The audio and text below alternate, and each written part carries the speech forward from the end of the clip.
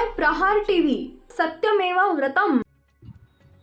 राज्यात operation tiger राबवून ठाकरे गटाचे खासदार फोडण्यासाठी दिल्लीतील नेतृत्वानं एकनाथ शिंदे यांना हिरवा कंदील दिला नसल्याची चर्चा राजकीय वर्तुळात असली तरी शिंदे पडद्यामागे अजूनही यासाठी प्रयत्नशील असल्याची माहिती समोर आली आहे। सूत्रांच्या माहितीनुसार यासाठी एकनाथ शिंदे अजूनही गुप्तपणे ठाकरे गटाच्या खासदारांशी सातत्यानं संपर्कात आहेत। या संदर्भात आता एक महत्त्वाची माहिती समोर आली आहे। बुधवारी रात्री ऑपरेशन टायगरच्या अनुषंगानं ठाण्यात एकनाथ शिंदे आणि ठाकरेंच्या खासदारांची गुप्त बैठक पार पडल्याची माहिती समोर आली आहे। यामुळे ठाकरेंच्या शिवसेनेत मोठी खळबळ माजण्याची शक्यता आहे।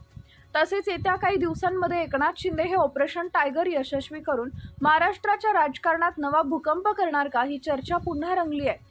उद्धव ठाकरे यांनी काही दिवसांपूर्वीच आपल्या खासदारांना मातोश्रीवर बोलावून त्यांच्याशी संवाद साधला होता।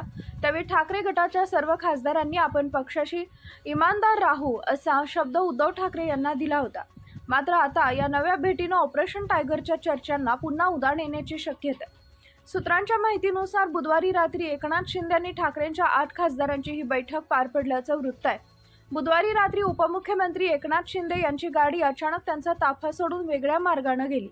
त्यानंतर ठाण्यातील व्होल्टास कंपनीच्या परिसरात एकनाथ शिंदे हे ठाकरे गटाच्या खासदारांना भेटल्याचं वृत्त आहे।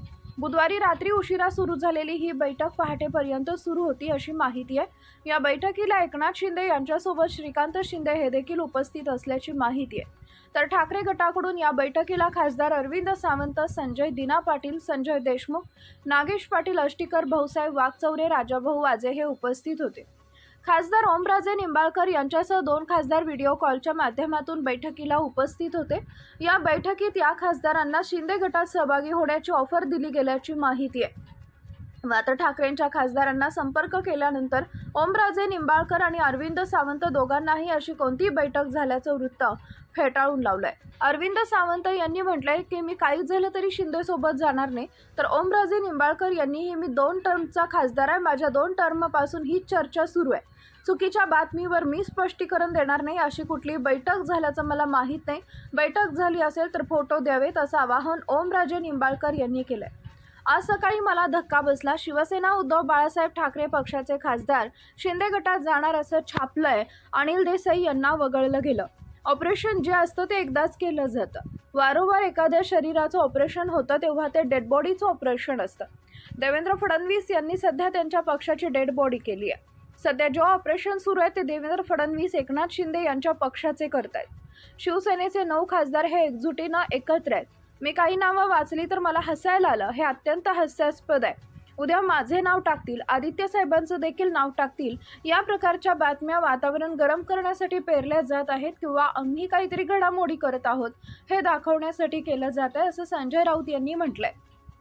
एकनाथ शिंदे यांनी ठाकरेंच्या 8 खासदारांची ठाण्यामध्ये एक गुप्त बैठक घेतल्याची माहिती समोर येते। यामध्ये हिंगोलीचे खासदार नागेश पाटील आष्टीकर सुद्धा या बैठकीमध्ये सहभागी होते अशी सूत्रांची माहिती आहे। या संदर्भात आम्ही नागेश पाटील आष्टीकर यांची प्रतिक्रिया जाणून घेण्याचा प्रयत्न केला। त्यांनी फोनवर दिलेल्या माहितीनुसार अशा कोणत्याही बैठकीला मी हजर नव्हतो, या बातम्यांना काही अर्थ नाही किंवा अशी कोणती बैठक झाली आहे या संदर्भात मला माहिती सुद्धा नाहीये, अशी प्रतिक्रिया हिंगोलीचे खासदार नागेश पाटील आष्टीकर यांनी दिली आहे।